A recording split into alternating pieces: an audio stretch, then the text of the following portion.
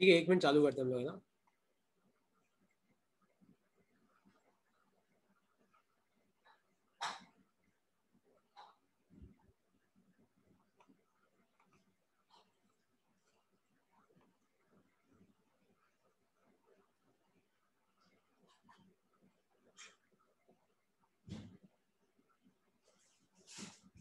Okay, देखो अब तुम सब एक चीज ध्यान से सुनो।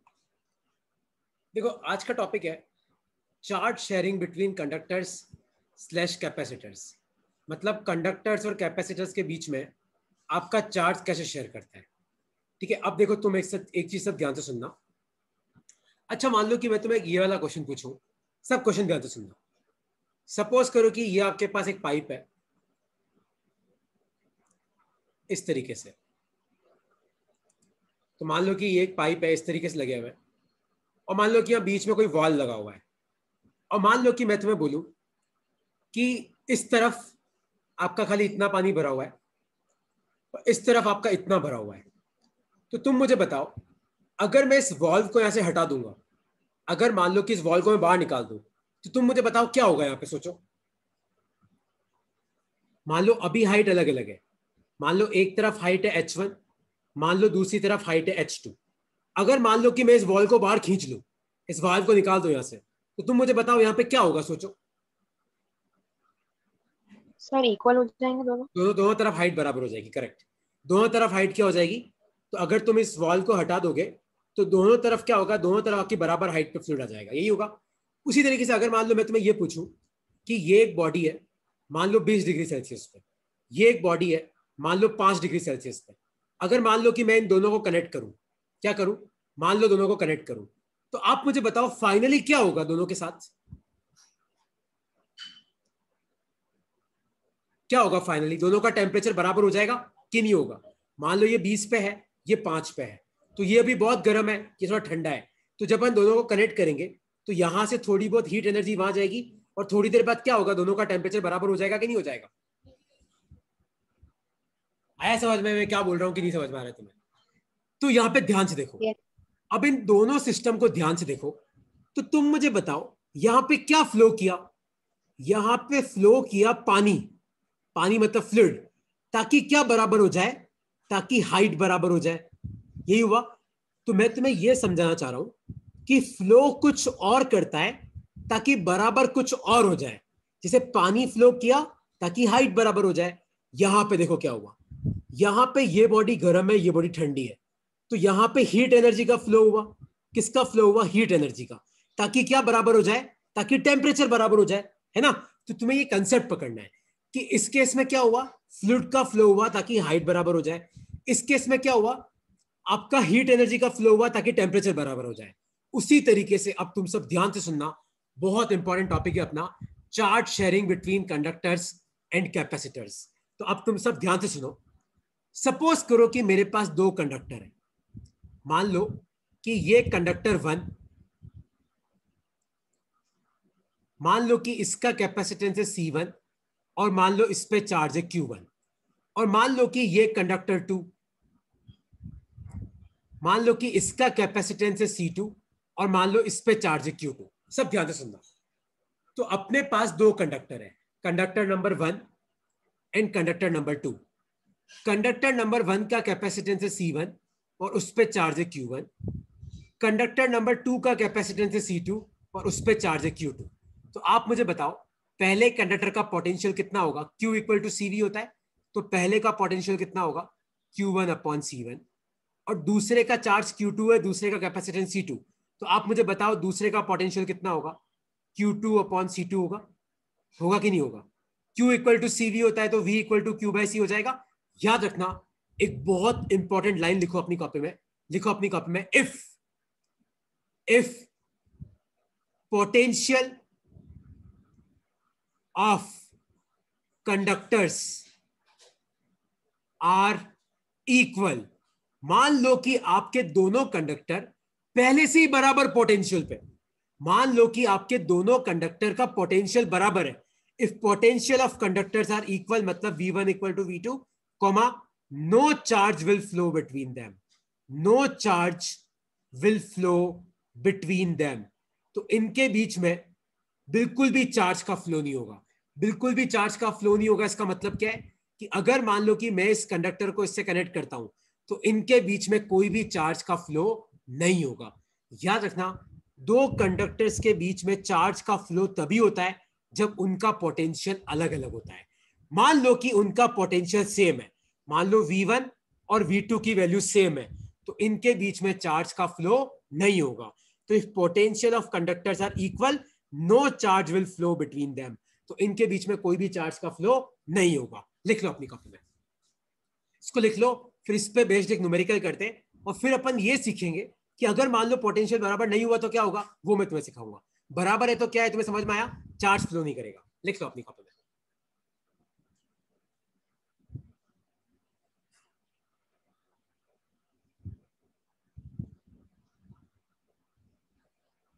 लिख लो। और इसमें कोई डाउट है तो तुम मुझसे पूछ सकते हो।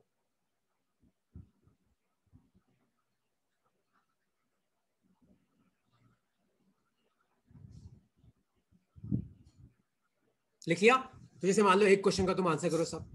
तो क्वेश्चन ये है कि सपोज करो तुम्हारे एग्जाम में आता है कि मेरे पास एक कैपेसिटर है, मान लो उसका कैपेसिटेंस है 2 माइक्रोफेरेड, ठीक है, और मान लो इसने चार्ज स्टोर कर रखा है +2 माइक्रोकूलम इस पे, -2 माइक्रोकूलम को इस पे।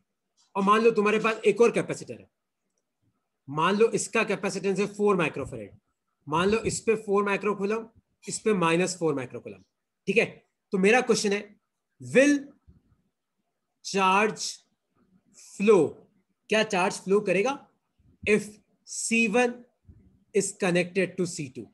अगर मान लो मैं C1 और C2 को कनेक्ट करूं, तो मेरा क्वेश्चन है कि अगर मान लो मैं इन दोनों कैपेसिटर को कनेक्ट करूं तो क्या चार्ज फ्लो करेगा कि नहीं करेगा। तो अपन पहले वाले का पोटेंशियल निकालते हैं।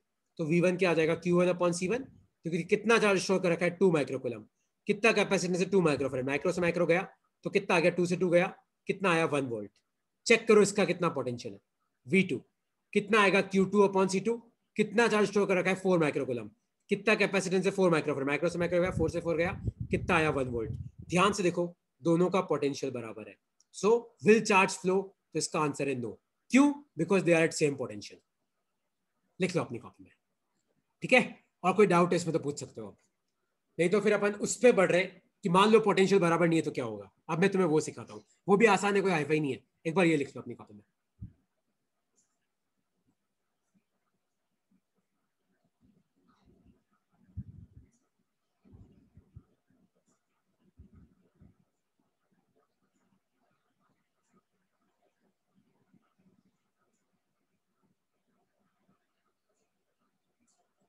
लिख लिया?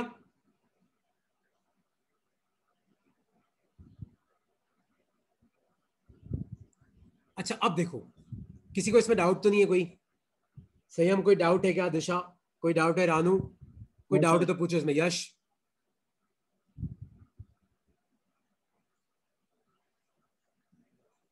वो क्या है, होप सो तुम्हें कोई डाउट नहीं है। तो सपोज करो अब अगला वाला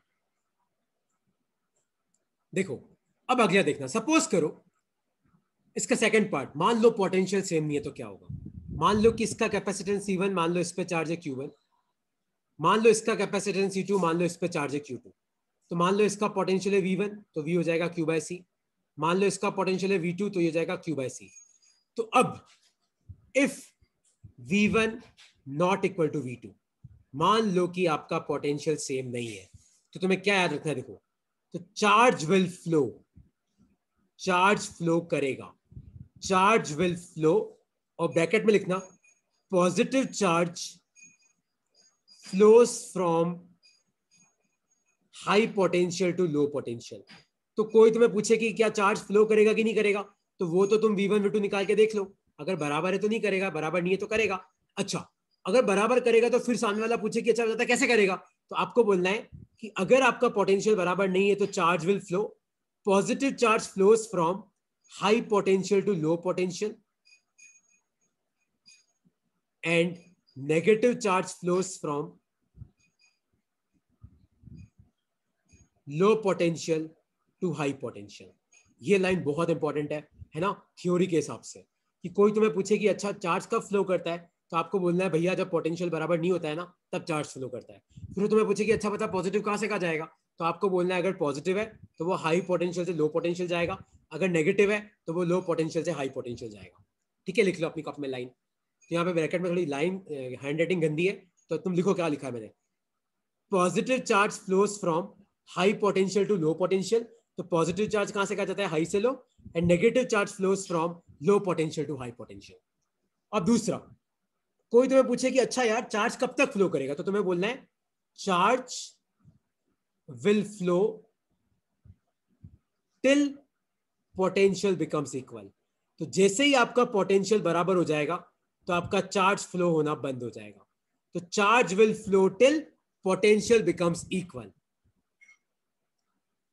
सही है, इसका रीजन ये है, सही है मैं इसका तुझे रीजन बताता हूं, बहुत आसान रीजन है रे।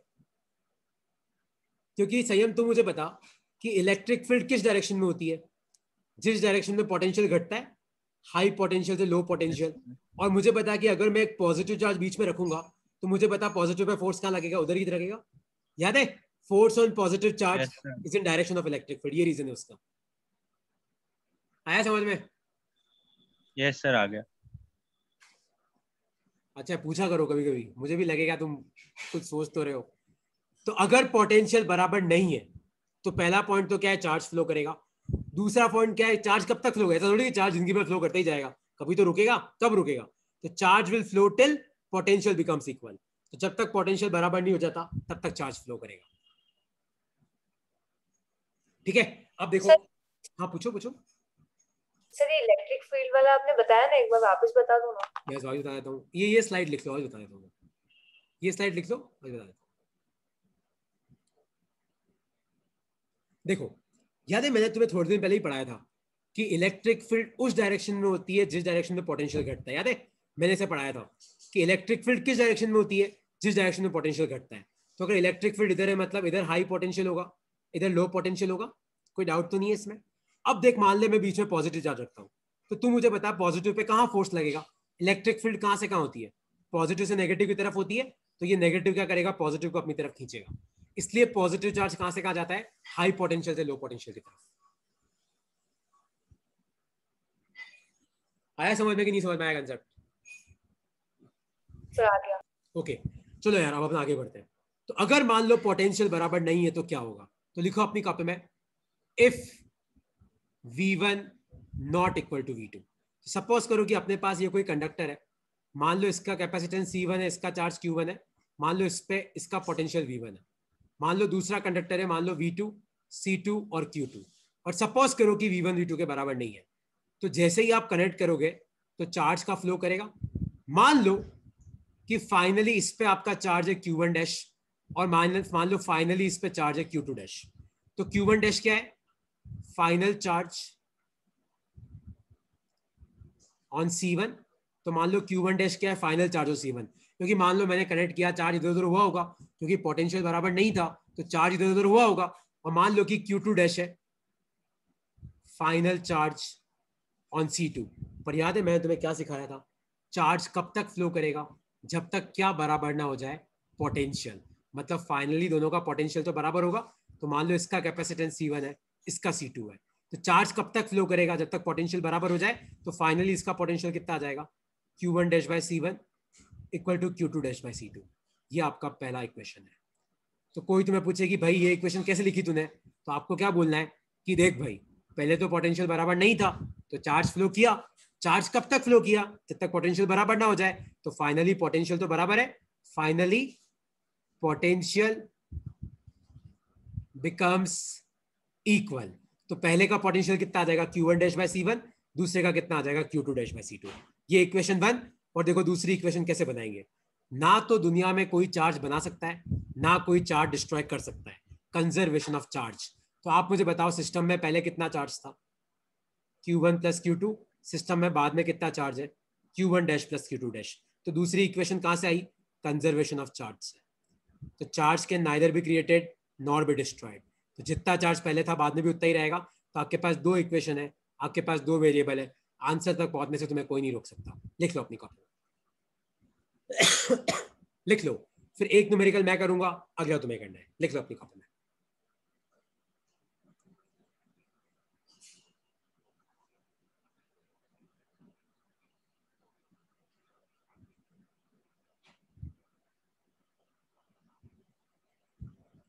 लिख लो। तो यहां पे हमने दो प्रॉपर्टी लगाई। कौन सी लगाई? चार्ज कब तक फ्लो करेगा? जब तक पोटेंशियल बराबर ना हो जाए। तो देखो भैया, पहले तो सर पोटेंशियल बराबर नहीं था, क्योंकि पहले इसका था Q1/C1, इसका था Q2/C2। अगर ये दोनों बराबर होते तो झमेला करना ही नहीं पड़ता। ये झमेला हुआ क्यों? क्योंकि आपका पोटेंशियल बराबर नहीं है। तो पोटेंशियल बराबर नहीं है तो क्या होगा? तो देखो, जब आप कनेक्ट करोगे तो चार्ज का फ्लो होगा। तो मान लो फाइनली इस पे Q1 है, इस पे Q2 है। तो भाई चार्ज कब तक फ्लो करेगा? तो तब पोटेंशियल बराबर ना हो जाए। तो देखो मैंने पोटेंशियल को बराबर कर दिया, Q1-C1 इक्वल टू Q2-C2। और चार्ज ना तो कोई क्रिएट कर सकता है, ना कोई डिस्ट्रॉय कर सकता है, और ना सिस्टम में बाहर से कोई चार्ज आया। तो पहले कितना चार्ज था? Q1+Q2, बाद में कितना था? Q1' + Q2। ये आपकी दो वेरिएबल। ठीक है, एक क्वेश्चन मैं करता हूं, अगला तुम करना। ठीक है, इसको लिख लो अपनी कॉपी में। ठीक है, अब एक क्वेश्चन मैं करता हूं। देखो, सपोज करो कि तुम्हें ऐसा दे रखा है कि मान लो ये कोई कंडक्टर है, और मान लो कि इसका कैपेसिटेंस जो है वो 2 माइक्रोफेरेड है, और मान लो इस पे 8 माइक्रोकूलम का चार्ज है। और मान लो आपके पास एक और कैपेसिटर है, मान लो वो 4 माइक्रोफेरेड का है, और मान लो इस पे जो चार्ज है, सपोज करो तुम्हें दे रखा है, वो दे रखा है 12 माइक्रोकूलम का चार्ज। कितना दे रखा है? 12 माइक्रोकूलम का चार्ज। मान लो ये कंडक्टर ए, ये कंडक्टर बी। तो क्वेश्चन है, if A is connected to B, will charge flow? क्या चार्ज फ्लो करेगा? पहला क्वेश्चन तो ये। इफ यस, अगर यहां है, find final charge on each, find final charge on each conductor. तो पहला क्वेश्चन तो ये है कि क्या इनके बीच में चार्ज का फ्लो करेगा? अगर करेगा तो आपको बताना है कि बताओ दोनों पे फाइनल चार्ज कितना है। तो तुम मुझे बता सकते हो कि क्या चार्ज फ्लो करेगा कि नहीं करेगा? तो V1 कितना होगा? Q1/C1। तो ये 8 माइक्रोकूलम अपॉन 2 माइक्रोफेरेड, माइक्रो से माइक्रो गया 2 4 जा, तो ये आ जाएगा 4 वोल्ट। अब V2 निकालते, देखो तो V2 कितना आ जाएगा?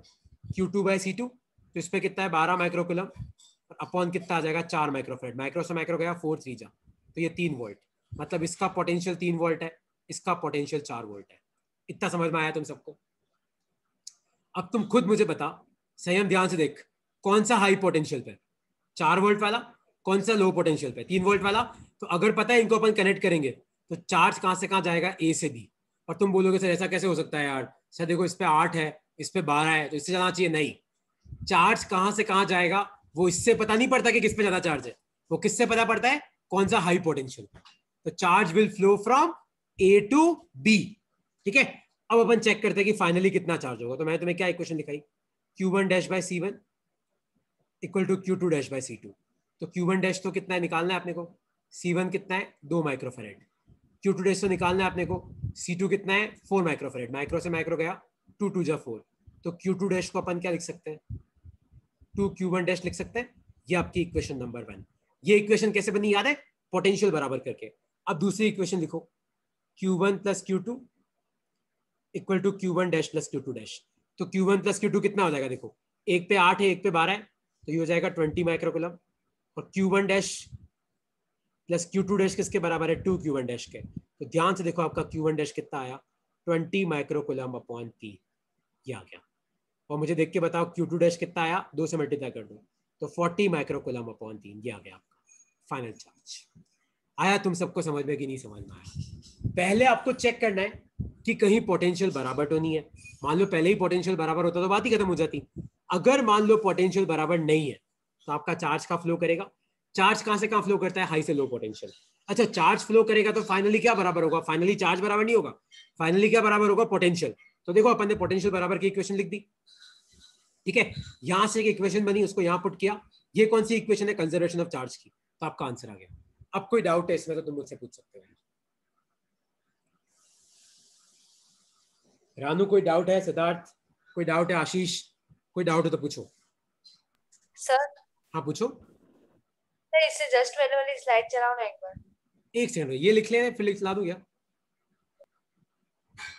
Yes sir. ये लिख लो एक बार, मैं लगा, मैं पिछली वाली दिखा देता हूँ। मुझे पता है मैंने परसों वाली डीप स्लाइड भी तुम्हें नहीं भेजी है, मैं आज तुम्हें दोनों भेज दूंगा यार।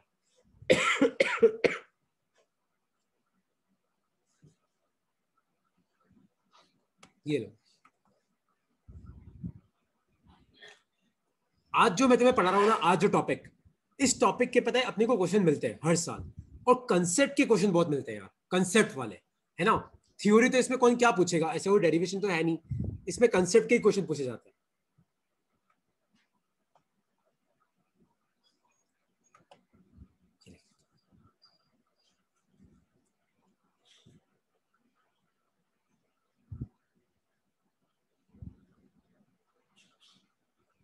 ठीक है, लिख लिया तुम लोगों ने?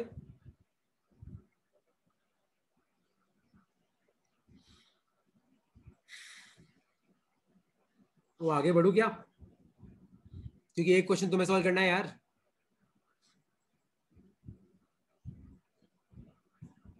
देखो क्वेश्चन ये रहा,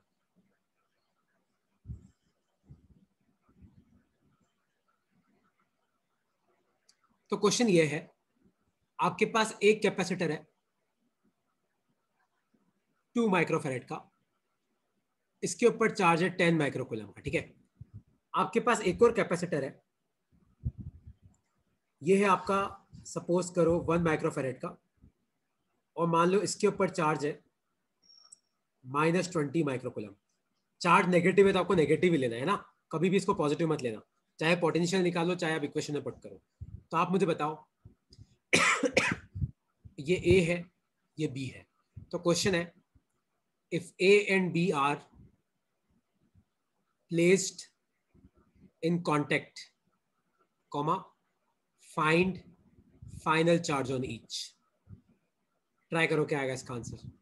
तो ए और बी को अगर मैं कांटेक्ट में रखता हूं तो आपको बताना है कि दोनों पे फाइनल चार्ज कितना होगा। करो, ट्राई करो। पहले तुम चेक करो कि क्या दोनों का पोटेंशियल सेम है कि अलग अलग है। अगर पोटेंशियल सेम है तो भाई बात ही खत्म हो गई, अलग अलग है तो चार्ज का फ्लो करेगा।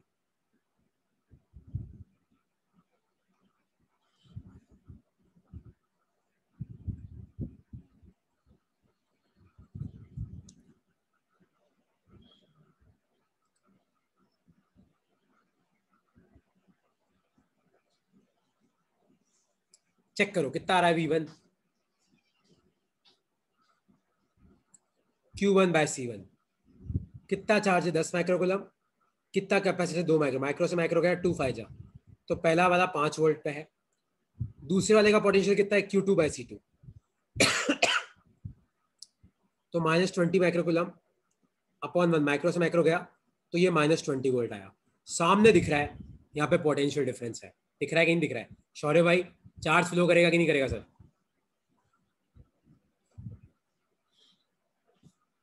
तो एक बात तो पक्की है कि चार्ज विल फ्लो, ठीक है। अब इक्वेशन, चार्ज कब तक फ्लो करता है? जब तक पोटेंशियल बराबर ना हो जाए। तो मान लो इस पे फाइनल चार्ज Q1 डैश है, इस पे Q2 डैश है, तो एक इक्वेशन तो कैसे बनेगी, Q1 dash by C1 equal to Q2 dash by C2। तो वैल्यू पुट करो, देखो क्या आएगा।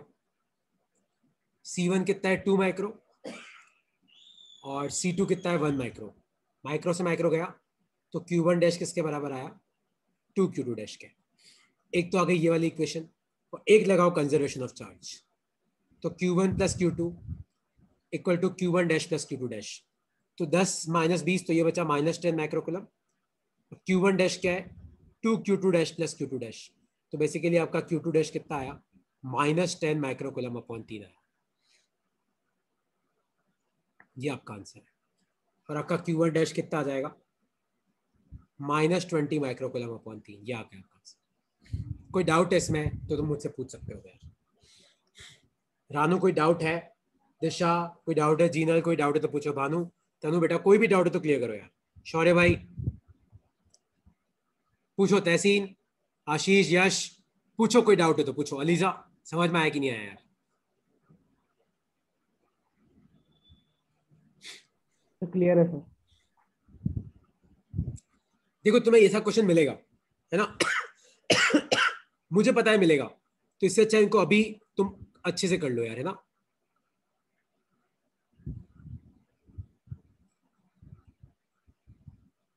देखो आई होप सो तुम्हें क्लियर हो गया होगा, क्योंकि यहाँ पे तुम्हें प्रोसेस याद करनी पड़ेगी कि पोटेंशियल बराबर है तो भाई कुछ करने की जरूरत ही नहीं है, बराबर नहीं है तो चार्ज फ्लो करेगा, कब तक करेगा, जब तक पोटेंशियल बराबर ना हो जाए, और एक लगाओ तो कंजर्वेशन ऑफ चार्ज, ठीक है। अच्छा अब मान लो कि देखो एक तो ऐसे क्वेश्चन आते हैं, ठीक है। अब लिखो अपनी कॉपी में, देखो एक एग्जाम में ऐसे क्वेश्चन भी आते हैं कि मेरे पास एक कैपेसिटर है और मान लो कि ये 2 माइक्रोफेरेड का है। मान लो एक तरफ +10 माइक्रोकूलम चार्ज है, एक तरफ -10 माइक्रोकूलम चार्ज है, और मेरे पास एक और कैपेसिटर है। मान लो ये आपको दे रखा है 4 माइक्रोफेरेड का, और इस पे दे रखा है कि एक तरफ +4 माइक्रोकूलम चार्ज है, एक तरफ -4 माइक्रोकूलम चार्ज है। मान लो ये कैपेसिटर नंबर ए और मान लो ये कैपेसिटर नंबर बी। और मेरा क्वेश्चन है, अगर मैं इन दोनों को कनेक्ट करूंगा तो क्या चार्ज फ्लो करेगा और फाइनल चार्ज क्या होगा। तो जैसे ऐसे क्वेश्चन करते ना, ऐसे क्वेश्चन वैसे ही ऐसे होते, तुम्हें घबराने की जरूरत नहीं है। तो इसका पोटेंशियल क्या होगा, देखो पहले का Q1/C1 हो जाएगा।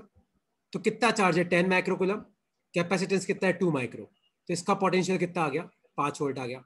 दूसरे का निकालो, ये कितना आ जाएगा, Q2/C2, कितना चार्ज है 4 माइक्रो, C2 कितना है 4 माइक्रो, तो ये कितना आ गया 1 वोल्ट। तो बस दोनों का पोटेंशियल अलग अलग है तो चार्ज फ्लो करेगा।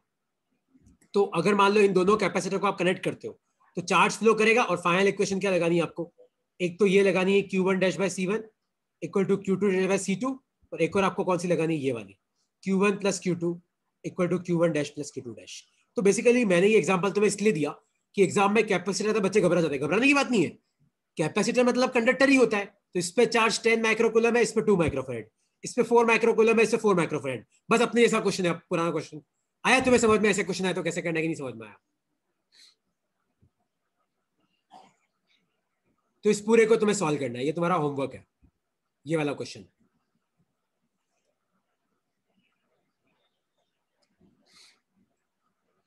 आया समझ में। जनरली मैंने देखा है जैसे ही पैरेलल प्लेट कैपेसिटर आता है तुम क्वेश्चन छोड़ देते हो, अरे कुछ डिफरेंस ही नहीं है। कैपेसिटर पे कितना चार्ज है 10 माइक्रोकूलम, कितना का पे 2 माइक्रोफेरेड। और अपन ने पहला क्वेश्चन किया वैसे ही क्वेश्चन है, दूसरे पे कितना चार्ज है 4 माइक्रोकूलम, कैपेसिटेंस 4 माइक्रोफेरेड। बस अब तो सॉल्व कर लो जो अपनी दोनों इक्वेशन है उससे। बस ये प्लस माइनस देख के घबराना मत, बस तुम, है ना। ओके यार, नेक्स्ट लिखो अपनी कॉपी में, एक लाइन लिखो, बहुत इंपॉर्टेंट लाइन है, लिखो अपनी कॉपी में। एक सेकंड रुक जाना, ये हैंग हो रहा है, एक सेकंड रुकना। तो लिखो अपनी कॉपी में, डेरिवेशन करके लिखना डी, और किस चीज का डेरिवेशन है लिखो अपनी कॉपी में, एनर्जी स्टोर्ड इनसाइड कैपेसिटर। एक कैपेसिटर के अंदर कितनी एनर्जी स्टोर्ड होती है, एनर्जी स्टोर्ड इनसाइड कैपेसिटर। एक चीज तुम याद रखना, अगर मान लो आपके पास कैपेसिटर है, मान लो एक प्लेट पे पॉजिटिव चार्ज, मान लो एक पे नेगेटिव चार्ज, तो यहां बीच में इलेक्ट्रिक फील्ड होती कि नहीं होती है। मान लो ये कैपेसिटर है, एक प्लेट पे पॉजिटिव एक पे नेगेटिव, तो बीच में क्या होती है,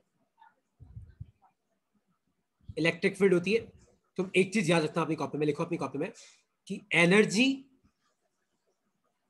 is stored in the form of electric field between capacitor plates. तो कोई तुम्हें पूछे कि बताओ कैपेसिटर प्लेट्स के बीच में एनर्जी है क्या, तो आपको बोलना है हाँ है। तो एनर्जी किस फॉर्म में है, तो आपको बोलना है in the form of electric energy. तो आपको लिखना है इनके बीच में क्या होती है, इलेक्ट्रिक एनर्जी होती है। तो जहां पे भी इलेक्ट्रिक फील्ड होती है वहां पे क्या होती है, इलेक्ट्रिक एनर्जी होती है। तो कोई तुम्हें पूछे कि बताओ कैपेसिटर प्लेट्स के बीच में इलेक्ट्रिक एनर्जी है, हाँ है। क्यों है, क्योंकि प्लेट्स के बीच में क्या है, इलेक्ट्रिक फील्ड है। जैसे पता है अभी तुम तुम्हारे रूम में बैठे हो, मेरी क्लास देख रहे हो, तो तुम मेरी क्लास कैसे देख रहे हो, क्योंकि तुम्हारे मोबाइल पे इलेक्ट्रोमैग्नेटिक वेव्स पहुंच रही है।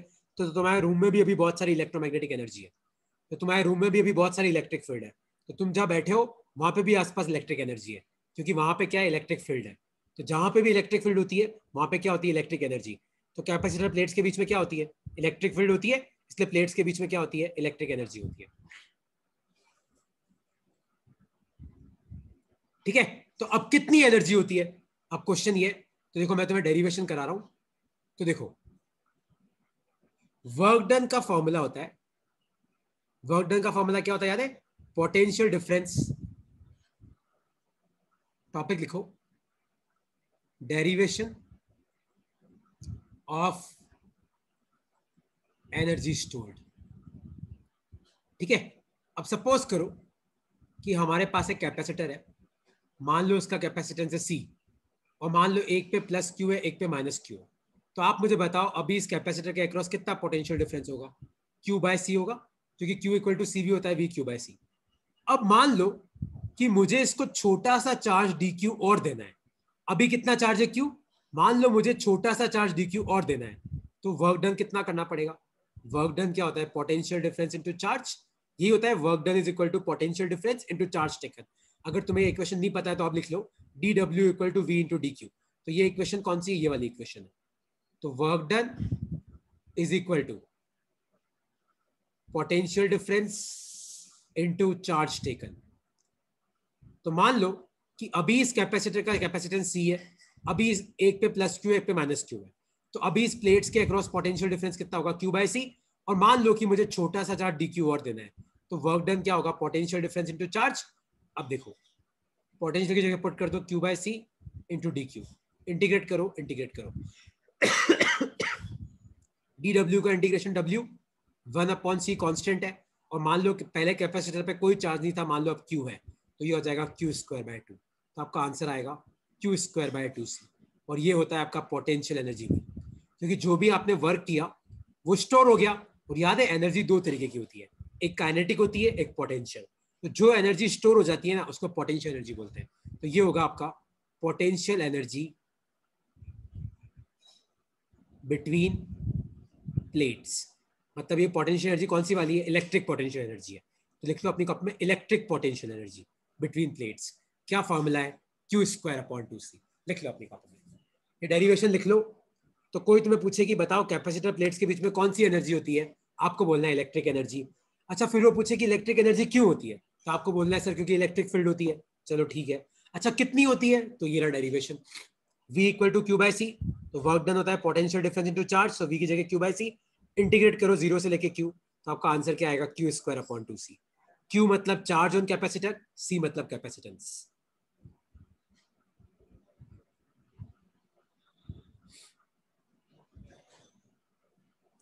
और C होता है कैपेसिटेंस। लिख लो अपने खाते में।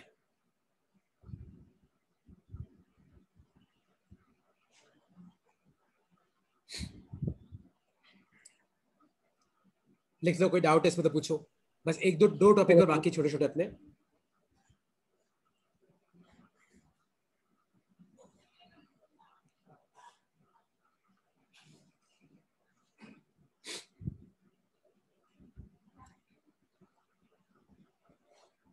ठीक है, अब ध्यान से देखो।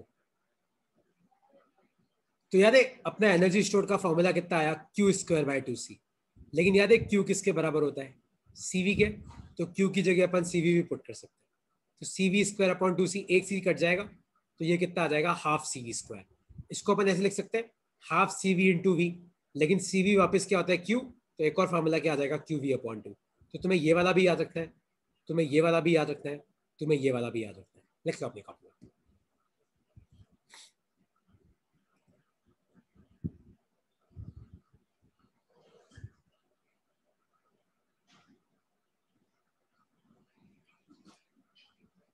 लिख लो, कोई डाउट है इसमें तो पूछो।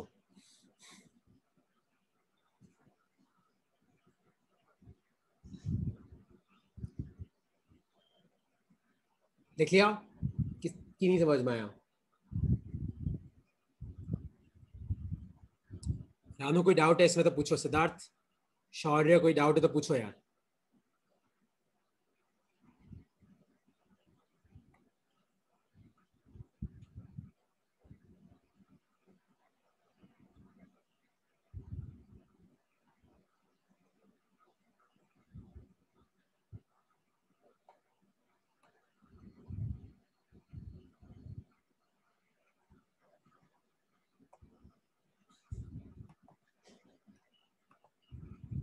ओके, लास्ट चीज लिखो अपनी कॉपी में। लिखो एनर्जी लॉस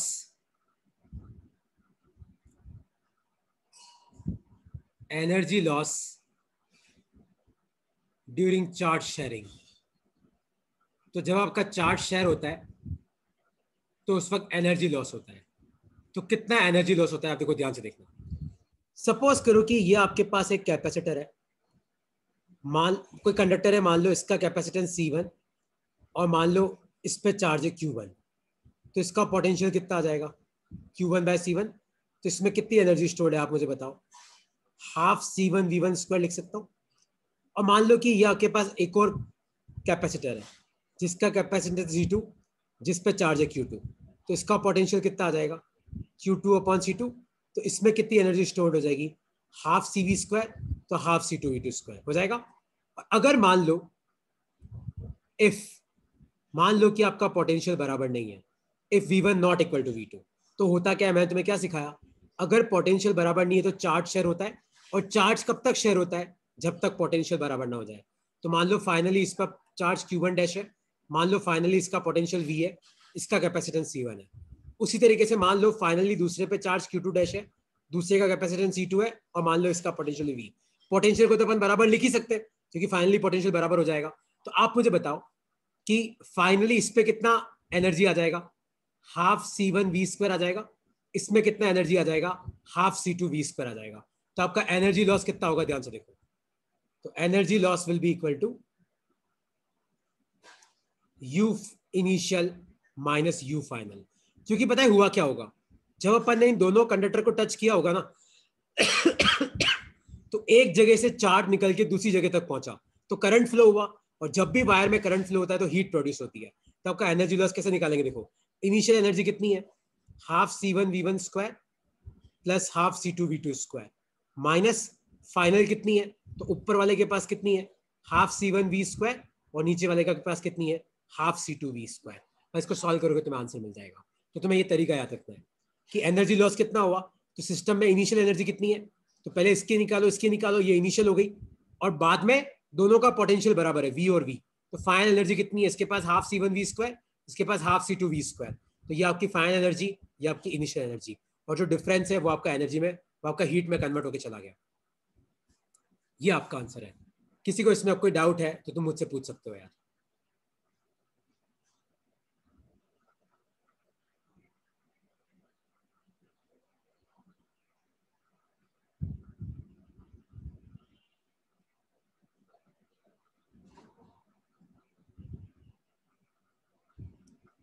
क्योंकि संयम इनिशियल ज्यादा होगी बेटा, फाइनल कम होगी, इसलिए।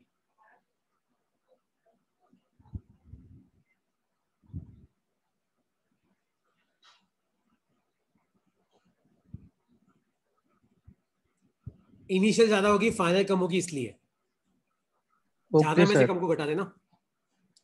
क्योंकि पहले जो थी उसमें थोड़ी बहुत तो खर्च हो गई, तो इनिशियल ज्यादा है, फाइनल कम है, इसलिए अपन ने you initial minus you final किया। ठीक है, और कुछ डाउट है इसमें तो पूछना है। ठीक है, नेक्स्ट क्लास में अपन ये चैप्टर खत्म करेंगे और अपन चालू करेंगे करंट इलेक्ट्रिसिटी। ठीक है, कुछ फॉर्मूलेज है जो मुझे तुम्हें बताने, स्फेरिकल कैपेसिटर्स, सिलिंड्रिकल कैपेसिटर्स के, और कुछ 2-3 मिसलेनियस चीजें, फिर अपना ये चैप्टर खत्म हो जाएगा।